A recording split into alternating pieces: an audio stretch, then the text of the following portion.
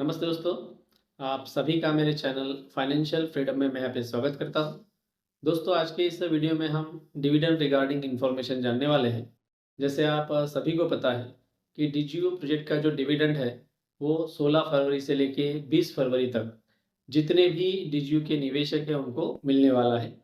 लेकिन उसी से रिगार्डिंग बहुत ही अच्छी इन्फॉर्मेशन हमारे ही बैक ऑफिस में वहाँ पे दी गई है, जो डिविडेंड रिगार्डिंग है और जिसका टाइटल ही बहुत ही अच्छा दिया गया है कि dividend as a tool for multiplying capital.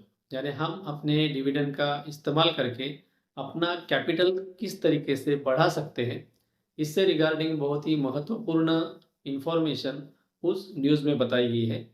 वहाँ पे बहुत ही अच्छे-अच्छे कंपनियों के भी उदाहरण दिए गए हैं। जैसे कुछ सालों पहले वो कंपनियाँ ऑलरेडी स्टार्टअप हो चुकी हैं। उन कंपनियोज़ में जितने भी निवेशक हैं जिन्होंने निवेश किया है, उनको किस तरीके से डिविडेंड मिल रहा है या उन्होंने अपना डिविडेंड किस तरीके से बढ़ाया है, तो उसका बहुत ही अच्छा उदाहरण भी उस न्यूज़ में बताया गया है। तो मुझे लगा कि ज़रूर ये इन्फॉर्मेशन जितने भी निवेशक हैं जिन्होंने इस प्रोजेक्ट में निवेश किया है, उनके साथ में शेयर करनी चाहिए। हो सकता है आपका भी जो डिसीज़न है, जो आप उस प्रोजेक्ट में निवेश करके ये सोच रहे हैं कि मुझे वो जो डिविडेंड है वो डॉलर में लेना चाहिए या रीइन्वेस्टमेंट करना चाहिए, तो इसके लिए शायद आपको वो हेल्प हो सके इस वीडियो के माध्यम से। तो इसी से रिगार्डिंग मैं ये वीडियो आपके सामने यहाँ पे बना रहा हूँ।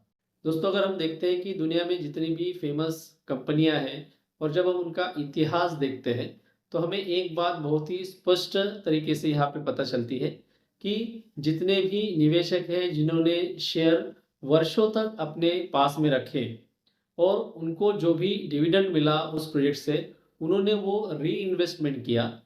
उनको दोस्तों वहाँ से जो परिणाम मिले वो बहुत ही मैजिकल थे, जिसका निवेशक अपनी ज़िंदगी में सिर्फ़ सपना ही देख सकते हैं। दोस्तों, ये एक लॉन्ग टर्म रणनीति का एक बहुत ही अच्छा उदाहरण है, जिसको हम दीर्घकालीन इन्वेस्टमेंट भी यहाँ पे बोल सकते हैं। जहाँ पे दोस्तों उत्पादन का मूल्य और निरंतर माँग एक स्थिर आय उत्पन्न करती है।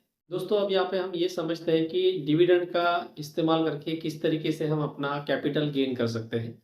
उस न्यूज़ में एक बहुत ही अच्छा उदाहरण बताया गया था। जैसे कोका कोला एक बहुत ही फ़ेमस कंपनी है, हम सभी को पता है, आज वो ब्रांड बन चुका है।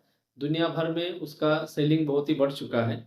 लेकिन यहाँ पे हम देखते हैं कि बर्कशायर हैथवे ये भी बहुत ही फ़ेमस कंपनी है, जहाँ पे वॉरेन बफेट ने भी इन्वेस्टमेंट किया था, जो दुनिया के बहुत ही मशहूर और रिच लोगों में से एक जाने जाते हैं।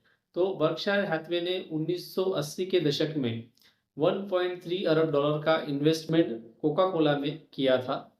उस इन्वेस्टमेंट से दोस्तों उनको करोड़ों डॉलर का लाभांश प्राप्त हुआ है। बाद में उनको जो लाभांश मिला है उन्होंने फिर से रीइन्वेस्टमेंट उस प्रोजेक्ट में किया, जिससे दोस्तों उन्होंने इन्वेस्टमेंट की गई राशि पर उनको प्रति वर्ष 54% रिटर्न प्राप्त हुआ है। और ये बहुत ही बड़ी बात है दोस्तों कि जब हम किसी भी अच्छे प्रोजेक्ट में काम करते हैं या उसका जो पोटेंशियल है हम ये जब जान लेते हैं और हमें जो लाभांश मिलता है उसको अगर हम रीइन्वेस्टमेंट करते हैं, तो उससे हमें जो कैपिटल हमारा गेन होता है या हमें जो प्रॉफ़िट होता है, वो उसका हम सिर्फ़ सपना ही देख सकते हैं या सपने में ही उस तरीके का जो कैपिटल गेन होता है उसके बारे में सोच सकते हैं। देखिए, जो दुनिया में अच्छी-अच्छी फ़ेमस कंपनियाँ होती हैं, वो भी प्रोजेक्ट के पोटेंशियल देख के वहाँ पे इन्वेस्टमेंट करती हैं और वहाँ से जो डिविडेंड मिलता है उसको रीइन्वेस्टमेंट करके उससे भी अपना कैपिटल गेन बढ़ाती है। और सालाना दोस्तों किसी भी इन्वेस्टर को अगर 54% पर ईयर का अगर रिटर्न मिल रहा है, तो वो कुछ कम नहीं होता है। उससे आपके सपने पूरे होने की क्षमता वहाँ पे दिखती है। दोस्तों, हम दूसरी कंपनी का यहाँ पे उदाहरण देखते हैं, जैसे जॉनसन एंड जॉनसन। ये अभी हाल-फिलहाल में बहुत ही फ़ेमस कंपनी है और चिल्ड्रन रिलेटेड जो प्रोडक्ट है, वो ये कंपनी बनाती है। और आप आज भी अगर मार्केट में जाते हैं, तो आपको जॉनसन एंड जॉनसन के प्रोडक्ट हर जगह पे दिखते हैं।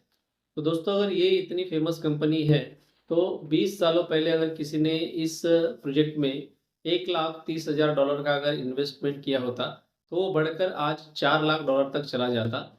और अगर लाभांश के रूप में अगर हम इसको देखते, तो 1 साल में अगर उस प्रोजेक्ट से रिगार्डिंग अगर आपको लाभांश भी मिलता, तो $1,35,000 का लाभांश आपको वहाँ पे मिल सकता था। तो दोस्तों, लाभांश जो है, जो हमें मिलता है या डिविडेंड हमें जो मिलता है, उसको री इन्वेस्टमेंट करके भी हम अपना कैपिटल गेन किस तरीके से कर सकते हैं या किस तरीके से हमारी इनकम और ज़्यादा बढ़ा सकते हैं, इसका ये एक बहुत ही अच्छा उदाहरण उस न्यूज़ में वहाँ पे दिया गया था। दोस्तों यहाँ पे हम एक तीसरा उदाहरण देखते हैं। जैसे आईबीएम, ये कंपनी बहुत ही फेमस कंपनी है। अगर 2010 में अगर इस कंपनी का हम थोड़ा-सा स्टडी करते हैं, तो इस कंपनी के शेयरों की कीमत ना बढ़ रही थी, ना घट रही थी। लेकिन फिर भी कंटिन्यूअसली इस प्रोजेक्ट ने जितने भी उस कंपनी के निवेशक थे, उनको कंटिन्यूअसली डिविडेंड देना शुरू रखा था। इस अवधि के दौरान दोस्तों आईबीएम ने अपने जितने भी निवेशक थे, उनको अरबों डॉलरों का भुगतान या डिविडेंड उस टाइम में उन्होंने दिया था। दोस्तों आईबीएम ने प्रतिवर्ष जितने भी निवेशक थे जिन्होंने उस प्रोजेक्ट में या कंपनी में निवेश किया था, उनको सालाना 3 से लेके 5% तक का रिटर्न अभी तक दिया हुआ है। और दोस्तों जो भी निवेशक हैं जिन्होंने लॉन्ग टर्म के लिए इस आईबीएम कंपनी में इन्वेस्टमेंट किया है, तो इस माध्यम से उनको जो इनकम आ रहा है, ये उनका फर्स्ट इनकम बन चुका है। यानी जिसके माध्यम से उनका घर भी चल रहा है और उनके बहुत सारे जो ड्रीम्स है वो भी इस माध्यम से कंप्लीट हो रहे हैं। दोस्तों यहाँ पे हम चौथी कंपनी का उदाहरण देखते हैं, प्रॉक्टर एंड गैम्बल। दोस्तों प्रॉक्टर एंड गैम्बल ये जो कंपनी है, 65 सालों से जितने भी निवेशक हैं जिन्होंने इस कंपनी में निवेश किया है, उनको लाभांश या डिविडेंड कंटिन्यूअसली दे रही है। दोस्तों प्रॉक्टर एंड गैम्बल ये जो कंपनी है, ये प्रतिवर्ष जितने भी निवेशक हैं, उनको 8 से लेके 9 बिलियन डॉलर वितरित करती है। प्रतिवर्ष औसतन 5 से लेके 7% तक लाभांश में वृद्धि करती है और साथ ही साथ शेयर की कीमतों में गिरावट की भरपाई करने और स्थिर प्रतिफल बनाए रखने में यहाँ पे ये मदद भी करती है। दोस्तों इसके बाद में हम और एक कंपनी देखते हैं जो बहुत ही फेमस है, जिसका नाम है एप्पल। एप्पल का मोबाइल आजकल सभी के पास में रहता है। बहुत ही कॉस्टली है, फिर भी लोग प्रेफ़र करते हैं कि एप्पल का मोबाइल अपने पास में रहे। या एप्पल जो भी इलेक्ट्रॉनिक चीज़ें बनाता है, वो बहुत ही दुनिया में फ़ेमस है और उसका रेट ज़्यादा होने के बाद में भी लोग उसको परचेज़ करना पसंद करते हैं, क्योंकि उस तरीके की क्वालिटी वो जो कंपनी है, वो मेंटेन करती है। तो दोस्तों अगर इस कंपनी का हम इतिहास थोड़ा-सा देखते हैं, तो हमें पता चलता है, एप्पल ने दोस्तों 2012 में 17 वर्षों में पहली बार फिर से डिविडेंड देना शुरू किया।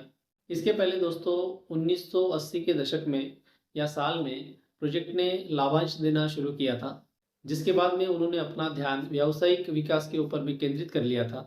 तब से एप्पल ने नियमित रूप से और धीरे-धीरे अपने लाभांश या डिविडेंड में वृद्धि की है, जो स्थिर लाभांश और अपने निवेशकों के प्रति प्रतिबद्धता को बहुत अच्छी तरीके से यहाँ पे दर्शाता है। दोस्तों लॉन्ग टर्म निवेश के लिए लाभांश से लाभ में उल्लेखनीय वृद्धि होती है या ग्रोथ होती है और शेयर की कीमतों को उतार-चढ़ाव में कम करने में यहाँ पे मदद मिलती है। इसी पॉलिसी ने दोस्तों एप्पल को $1 ट्रिलियन से अधिक की इनकम जनरेट करने वाली एक तकनीकी दिग्गज कंपनी बनाने में सक्षम बनाया है, जिससे उनके शुरुआती शेयरधारकों को प्रतिभाशाली लाभ प्राप्त हुए हैं। और दोस्तों अगर आज हम डिजियो कंपनी को देखते हैं या इस प्रोजेक्ट को देखते हैं, तो 6 सालों से ये लगातार जितने भी निवेशक हैं जिन्होंने इस प्रोजेक्ट में निवेश किया है, उनको कंटिन्यूअसली डिविडेंड प्रदान कर रही है। तो हो सकता है इनमें से कुछ जो निवेशक हैं उन्होंने इसी प्रोजेक्ट में जो डिविडेंड मिला है वो रीइन्वेस्टमेंट किया होगा, या हो सकता है जिन लोगों को डिविडेंड डॉलर के माध्यम से मिला है उन्होंने वो विथड्रॉ भी किया होगा। लेकिन दोस्तों जितने भी उदाहरण अभी तक हमने यहाँ पे देखे हैं, तो इस बात से हमें यही पता चलता है कि अगर हम लॉन्ग टर्म के लिए आपको जो भी डिविडेंड मिलता है उनको अगर आप री-इन्वेस्टमेंट करते रहे और उस प्रोजेक्ट में अपने शेयरों की संख्या बढ़ाती रहे और अपना अगर कैपिटल भी बढ़ाती रहे, तो आने वाला जो समय रहेगा वो आपको जो रिटर्न मिलने वाला है वो बहुत ही बड़े पैमाने पे वो रिटर्न दे सकता है। क्योंकि अभी हमने जो उदाहरण देखे हैं, कोका कोला का उदाहरण हमने देखा अभी, आईबीएम का भी हमने उदाहरण देखा है, प्रॉक्टर एंड गैम्बल का भी यहाँ पे उदाहरण देखा है, साथ ही साथ में हमने एप्पल का भी उदाहरण यहाँ पे देखा है। इसी के साथ में हमने जॉनसन एंड जॉनसन का भी यहाँ पे उदाहरण देखा है। तो ये जितने भी दोस्तों दिग्गज कंपनियाँ हैं, इस कंपनियों ने बहुत ही अच्छा डिविडेंड अपने इन्वेस्टरों को दिया है। इसी तरीके से दोस्तों अगर हम डिजियो इस कंपनी को या प्रोजेक्ट को देखते हैं, तो ये भी प्रोजेक्ट जो है ये 6 सालों से कंटिन्यूअसली डिविडेंड जितने भी इन्वेस्टर हैं उनको दे रहा है। अभी 7वाँ डिविडेंड भी हमें मिलने वाला है 16 से लेके 20 फरवरी तक। तो जितने भी निवेशक हैं अगर वो चाहते हैं कि अपने जो डिविडेंड आपको मिलने वाला है उसको अगर री-इन्वेस्टमेंट अगर आप करना चाहते हैं या इसी माध्यम से अगर आप अपना कैपिटल भी यहाँ पे बढ़ाना चाहते हैं, तो हो सकता है हमने जितने भी अभी तक एग्जाम्पल देखे उससे हम यही सीखते हैं कि लॉन्ग टर्म के लिए अगर हम यहाँ पे इन्वेस्टमेंट रखते हैं तो हमारा कैपिटल ऑटोमेटिकली बढ़ जाता है और हो सकता है आपका जो प्राइमरी इनकम रहे आप प्रोजेक्ट से ही यहाँ पे आपको मिल सके। जिस तरीके से अभी तक जितने भी ओल्ड कंपनीज है वहाँ पे जितने निवेशक है उन्होंने वो प्राप्त किया है। और जैसे आप सभी को पता है दोस्तों कि डीजीयू जैसे जिसको हम डिजिटल यू बोलते हैं, ये आर्टिफिशियल इंटेलिजेंस के ऊपर में काम कर रहा है। और हाल फिलहाल में अगर हम 21st सेंचुरी में देखते हैं तो एआई किस तरीके से उभर के सामने आ रहा है और किस तरीके से हमारे कामों को यहाँ पे बहुत ही इजी वे से कर रहा है। तो ये जो प्रोजेक्ट है ये जो लेटेस्ट टेक्नोलॉजी के ऊपर में काम कर रहा है, तो आगे जाके इसका जो ग्रोथ होने वाला है वो किस तरीके से हो सकता है, हमने जो अभी तक उदाहरण देखे हैं उसको समझने के बाद में हम ये अंडरस्टैंड भी यहाँ पे कर सकते हैं। हमने अभी दोस्तों उन प्रमुख कंपनियों के उदाहरणों को यहाँ पे अभी देखा है जिन्होंने अपने उत्पादों की निरंतर मांग के माध्यम से सफलता प्राप्त की है।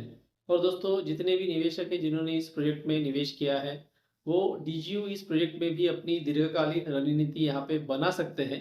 जो एग्जाम्पल मैंने अभी इस वीडियो के माध्यम से आपके सामने जो रखे हैं उसको अच्छे से अंडरस्टैंडिंग करके।